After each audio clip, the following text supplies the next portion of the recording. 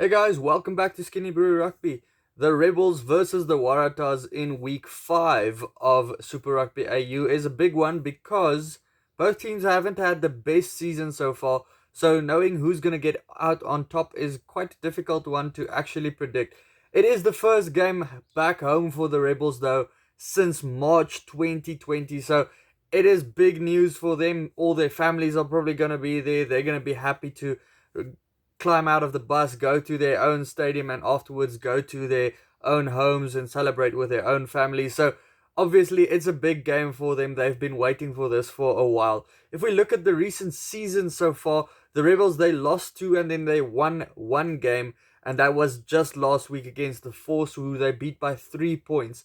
The Waratahs, 3 losses from 3 so far. The latest loss came to the Force by 4 points. So just comparing those Force games that these two played, the Waratahs are supposed to lose by 7 points, but rugby does not work as easily. Before I get into the teams, remember to hit the subscribe button if you are new and do enjoy the channel. Let's look at the squads. You can see both sides didn't change much. Up front for the Rebels, he's kind of becoming a bit of a cult hero. Bose Elof, he's making name for himself in Australia, and also South Africa is starting to notice him. Probably want to see if we can bring him back because he's quite young and he's very big.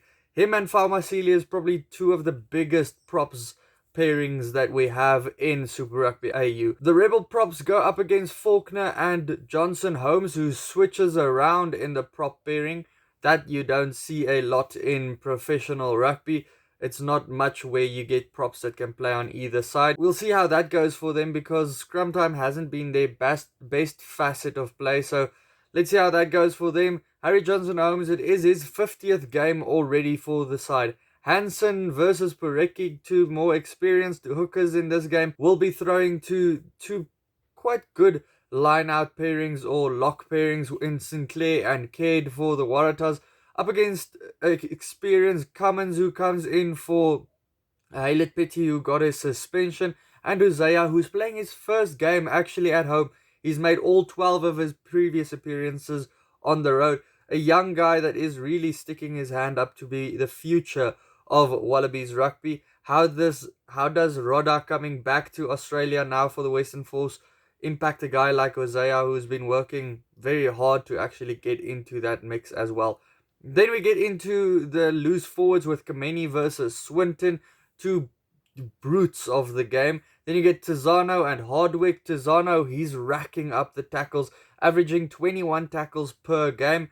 Very good replacement for a guy like Michael Hooper, who they are surely missing when it comes to leadership in their side. Grant versus Powell in number 9. Grant has been impressive in some parts of each game that he has played so far. Joe Powell has showed what he can still do as a starting number 9. He's still young though, and yeah, moving from the Brumbies to the Rebels and getting more starts now since Nick White went to the Brumbies. He's getting more starts and he's doing his thing alongside Tumua, who is the veteran for their side. He's just leading from the front. He's very good off of the tee. Last week though, missed a few. I thought that might come back to bite them. Will Harrison, the youngster, going up against the veteran in this game. Will Harrison, he is also good off of the tee. Then Marua, the hard runner, versus Reese Hodge. We know what he can do with a long ranger.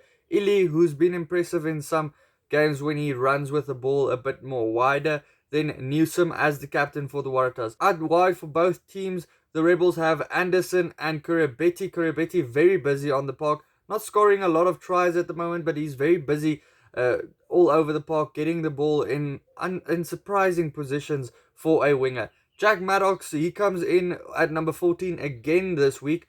Also a guy like Kurabeti that likes getting busy all over the park. That's why he moved from 15 to 14 initially. Ram is on 11. And then Nawaka Nitawase at number 15. He played well at 15 last time against the Force. He made a lot of line breaks and tackle busts as well. So good for him to continue at number 15 versus Pincus, who continues at 15 for the Rebels. Then we get to the two benches. Quite a few changes. The Rebels will be happy to welcome back Ulysses in their side. They also have Gibbon back from his injury. So two big guys to bring into the forward pack for them in their front row. Leota also finds himself on the bench, and then they have Lamani, also a guy to look out for this week around.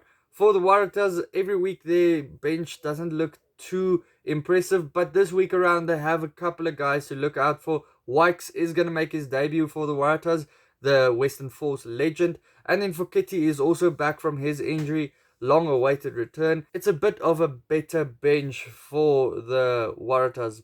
Wow, that rhymed a bit. Okay, so getting into my prediction for this one, Rebels have to be favorites. They are at home. They can't wait to play in front of their home fans. You can see that in the media as well, how they are speaking.